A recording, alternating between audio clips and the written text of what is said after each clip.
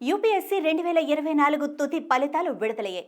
మొత్తం 1009 మంది అభ్యర్థులు IAS, IFS, IPS, central services పోస్టులకు ఎంపికవగా వీరిలో టాప్ 3 ర్యాంకర్లుగా శక్తి దుబే మొదటి ర్యాంక్, హర్షిత గోయల్ రెండో ర్యాంక్, డొంగ్రే అర్చిత్ పరాగ్ మూడో ర్యాంక్ సాధించారు.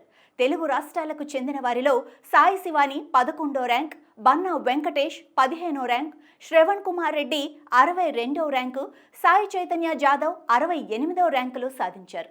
గత ఏడాది సెప్టెంబర్ 2024 రాత పరీక్ష నిర్వహించగా ఇంటర్వ్యూలు జనవరి నుంచి ఏప్రిల్ 2025 మధ్యకాలంలో నిర్వహించారు.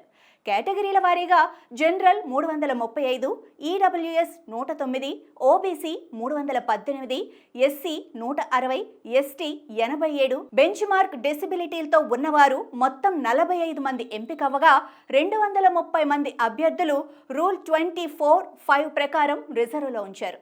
1129 ఖాళీలున్నట్లు కేంద్ర ప్రభుత్వం ప్రకటించగా ఇందులో 50 ఖాళీలు దివ్యాంగులకు కేటాయించారు.